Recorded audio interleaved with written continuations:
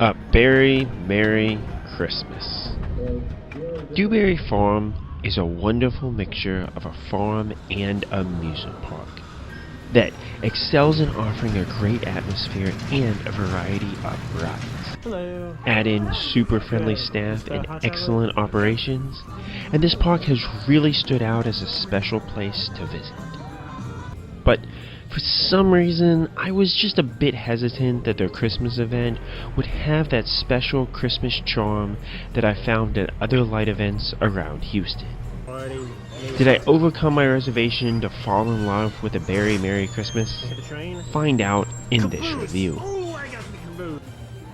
DewBerry Farm opened in 2002, though it seems to be under new ownership since 2023. The bones of this park are fantastic, with a nice collection of buildings near the entrance and a whole lot of space to expand outwards. For 2024, the park added a collection of kiddie and farm-style amusement rides, including some of the best attractions in the park, from Gold Rush to Phantom's Revenge to Cornado and Twisting Pumpkins. These new flat rides add life to the park and, with more space around them, seem to promise that this park will add more rides to cater to families and young kids in the future. They did add a few more rides in 2025, though none of these, such as Barn Swing and Cyclone Swings, were present on my visit. Though adults are free to ride every attraction, I did skip out on some of the play activities as well as the jumping pillows, as I just felt I might be too big. This park's key demographic is families, especially those with young children. As with many parks, children 2 and younger are free, which is really something important to note here, as many activities are very accessible for children that young. On my visit, I saw many families with young kids, but few with even older kids, except those who seem to be tagging along with younger siblings. As an adult, without kids, I did enjoy this park, as it has such a nice amusement park atmosphere. So there are enjoyable things for everyone, but it does have a strong and obvious target audience. The park is clean and well organized, which isn't always the case with farm parks across Texas. When visiting Mainstay Farm, it took me a while to find their roller coaster, and Yesterland Farm was really frustrating, as it was difficult to see if I was missing any of their attractions. But DewBerry Farm offers a clean, updated map online for anyone who wants a bit of help planning their visit, and the layout is rather simple and easy to follow, even if you're just wandering around the park. For 2025, they have moved some of the rides out of the fairgrounds area to place them more evenly around the park, which does make sense, as this rewards guests more for just wandering around the whole park looking for attractions. For those interested in more details on the attractions, including the Gold Rush coaster, I do have a full separate review detailing the park and roller coaster.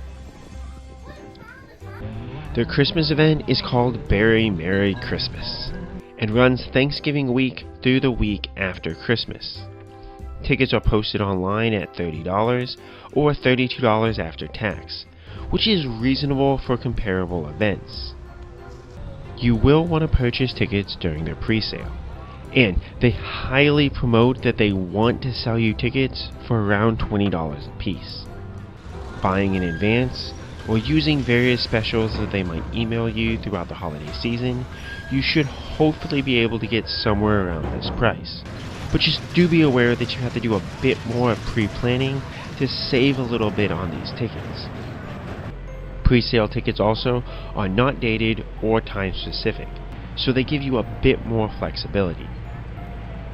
The bigger question with tickets is the VIP ticket necessary? In short, no. I went ahead and purchased one during the flash sale for $46, as I wanted to try some of the Upcharge attractions just to fully experience the park. Plus, I'm a sucker for the unlimited hot chocolate, so that was a big perk. There are really only 3 perks that you get from this upgraded ticket. 1. The Jingle Bell Express. This is the Upcharge Christmas train experience that was free in 2024, but now requires purchasing an additional ticket. Likely this was done to promote cheaper entrance tickets while trying to keep the line for the train to a manageable wait. You can look at Christmas events like the Christmas train at Victory Camp that stagger train tickets simply due to the massive demand from families to ride their Christmas train.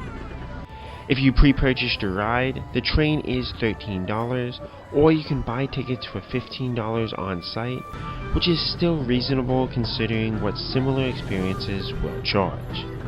The train ride itself offers some Christmas music paired with lights as you go around a large track, with the train even stopping for a small show scene at one point.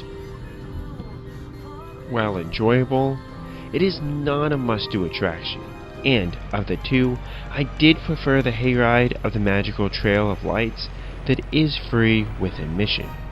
Hello. Second, you get unlimited hot chocolate. I drank 6 or 7 hot chocolates on my visit, maybe more, as I drank a lot. And you're free to pick various toppings to add on to your hot chocolate, which is an amazing perk. Hot cocoa itself is only $5 a cup, so if you're only looking to drink a little, this perk might not be necessary. I'm not sure if they will sell you this perk by itself. They should, I think, but I did not see anything in the park promoting this. But this would likely be worth it as a simple add-on if you'll take advantage of it. They also just give you a wristband you show to get your hot chocolate, and you get a brand new cup every time you get your next hot chocolate.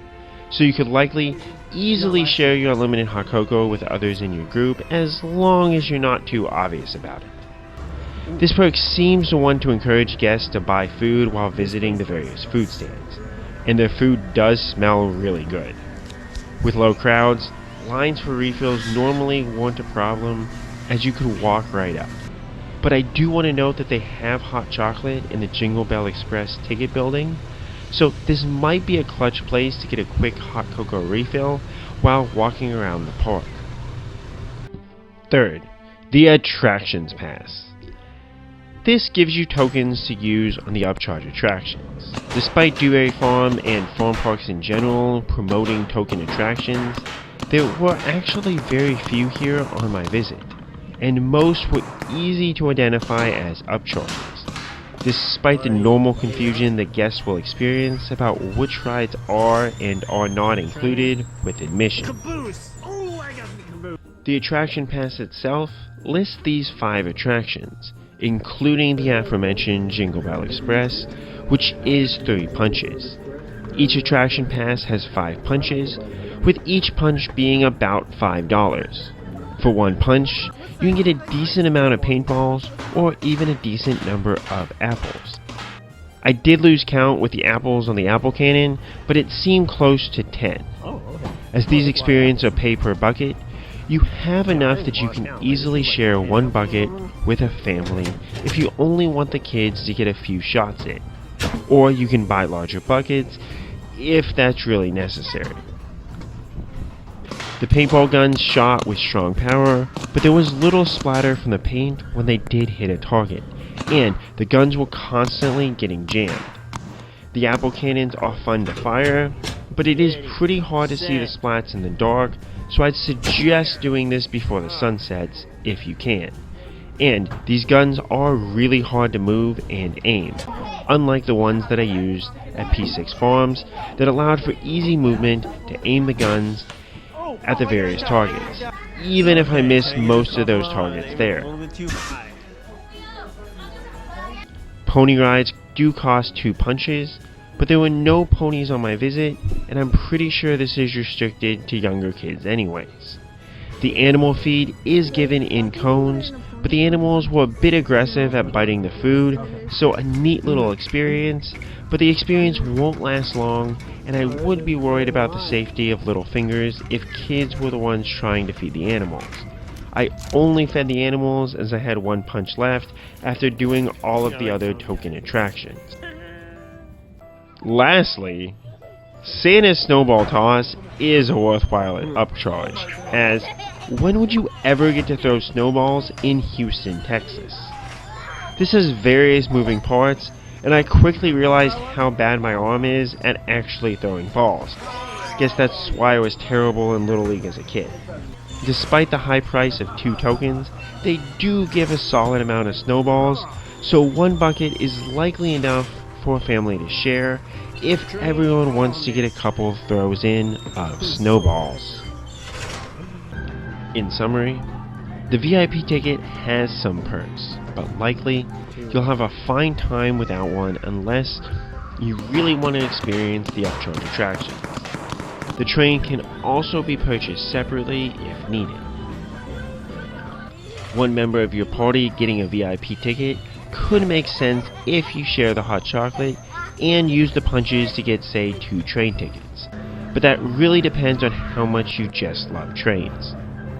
I do really like trains, and I still feel it is a passable experience for the price. The other main attraction for Christmas is the magical Trail of Lights. This is a hayride taking a slightly different path than the train, and has a custom music playlist set up to be synchronized with the lights. Unlike the train at the Christmas Village, the transition for the songs was seamless and occurred at the right time as you transition to the next area. The fire effect on the trees, paired with the song line "The fire is so delightful," was by far the best effect, in my opinion. But there was some enjoyable wow moments during the trail. On my first trip, I did get stuck in the front of the wagon and I could barely hear the music. And when riding again on a different style wagon, the speakers seemed to be of low quality as the music was loud enough to hear, but not clear enough to make a fully immersive experience. With the length and quality of the experience, my only complaint really was the music, both in terms of sound and quality. Making this consistently excellent for guests would make this a true wow moment of the holidays. And despite the long queue line, they have a lot of tractors that can pull guests, so this line should move quickly during busy days with many trains on the course at once. Around the park itself are some Christmas lights, which are enjoyable enough to see, but nothing super incredible. Just some lights to set the mood while Christmas music plays. Still, it was great getting back to this park and experiencing the various attractions. Gold Rush, their kiddie coaster, offered a much better ride than I remembered, with solid laterals on the first turn and an overall janky experience that left me enjoying it as a roller coaster. Plus, if there are no lines, the operators will let you stay on a ride again and again and again, which is something to note for coaster enthusiasts if you want to marathon this coaster at the end of the night. They were enforcing a policy of only 2 adults per train, likely due to maintenance issues that this coaster has been having, so I do hope that this coaster remains open to adults in the future, as it moved up my coaster rankings a lot this year with the great rides that it's giving. Most of the Christmas events that I went to this year, I spent about an hour and a half to maybe 2 hours before feeling like it was time to go home. But I spent a full 4 hours at Berry Merry Christmas and easily could have stayed for the full 6 hours with the quality of the various attractions that this park has to offer. Overall, how good is a Berry Merry Christmas? DewBerry Farm radiates a great amusement park atmosphere that gets me excited about their various rides. For young kids and families, the inclusions of so many play structures and rides for young kids makes this park's offerings incredible. Even as an adult, I can enjoy spending an hour or 2 just wandering around and experiencing all of the attractions. The Christmas atmosphere isn't as immersive as it could be, but part of that is due to DewBerry Farm's massive size, and the lights around the park plus the Christmas music do enough to put one in that Christmas mood. The Magical Trail of Lights is a solid Christmas light trail, and well worth the price of admission, though I do wish the sound quality could be improved. The Jingle Bell Express is a pricey but reasonable upcharge, though with all the included activities, the train ride itself is not really necessary. With unlimited hot chocolate and Santa's snowball toss, there are some other upcharges worth considering as well, though neither are required to have a great time at this event. I rank this event right above the Christmas train at Victory Camp. That has a wonderful church camp atmosphere that strives to put people first. Wandering around the plaza and seeing the Great Elf Show is a wonderful experience, though the train ride itself is a bit fast and a little underwhelming with no music. The Christmas train, however, should be on everyone's radar to visit over the holidays. It is just a rather small event, so it can only be so good. I place a very Merry Christmas behind other events around Houston like Sugarland Holiday Lights, which likely is just personal preference, as I enjoyed the wonderful mixture of lights and music at that event, as well as Magical Winter Lights, as those lantern displays are truly stunning, even if the event is a little light on traditional Christmas charm. What is your experience at a very Merry Christmas event? Do you find it to be an enjoyable Christmas event? Let me know. And as always, Cupcake Crap. He's just chilling